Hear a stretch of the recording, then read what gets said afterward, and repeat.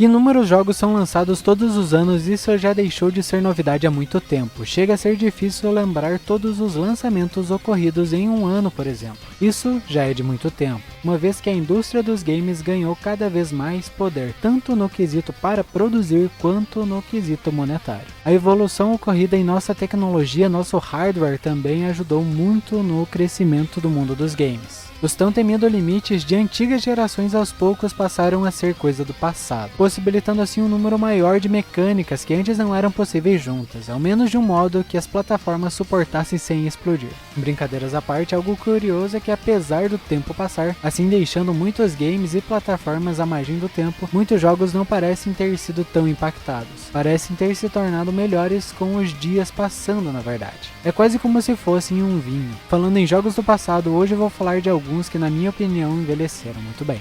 Shadow of Colossus, um jogo que desde muito tempo ouço pessoas chamando de atemporal, e mesmo tendo sido lançado em 18 de outubro de 2005, consegue surpreender. Os motivos para ficar espantado são muitos, vem tanto de sua jogabilidade que envelheceu bem, os puzzles presentes em algumas fases, uma narrativa que prende a atenção, toma o foco e curiosidade do jogador a uma jornada muito marcada por uma bela carga emocional de amor, sacrifício, solidão e até mesmo de mistérios acerca do motivo de realizar justamente a caçada aos colossos.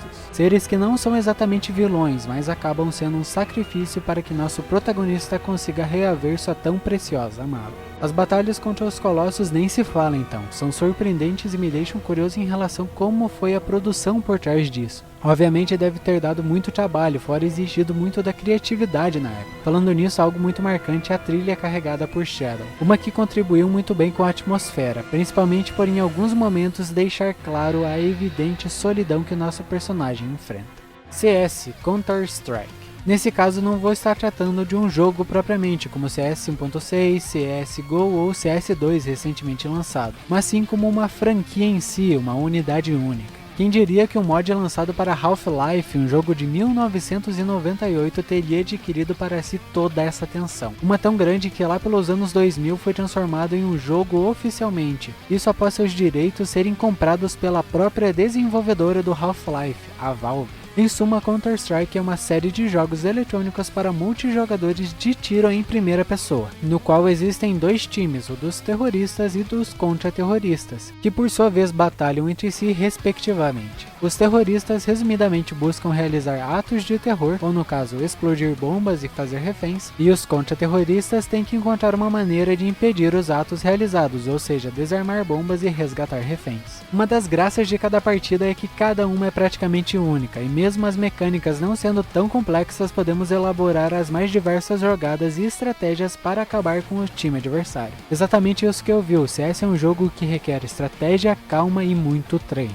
Na minha opinião, o que fez CS envelhecer bem é sua comunidade, que é muito ativa até mesmo em games antigos como o CS 1.6, a jogabilidade que envelheceu bem e foi muito melhorada ao longo do tempo, as partidas praticamente únicas e impossíveis de se adivinhar o que vai acontecer, além do ramo competitivo que caminha para uma área profissional, assim gerando uma quantia monetária em campeonatos, quem sabe.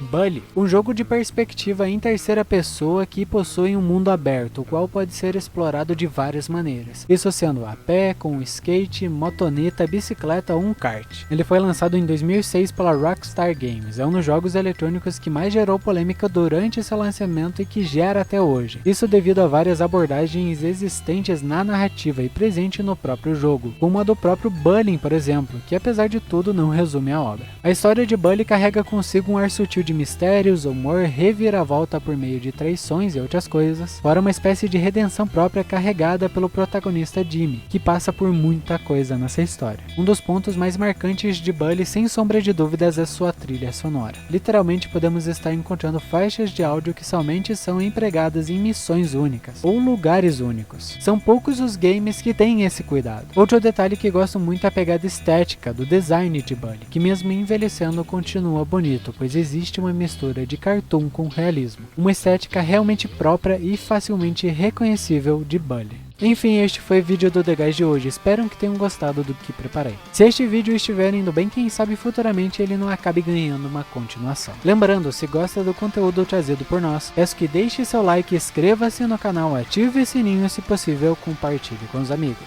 Caso goste de conteúdo relacionado ao mundo dos animes, peço que confira meu canal. O link está na descrição. Confia em mim, você não vai se arrepender de conferir. Enfim, este foi o vídeo do The Guys de hoje. Senhor L se despede.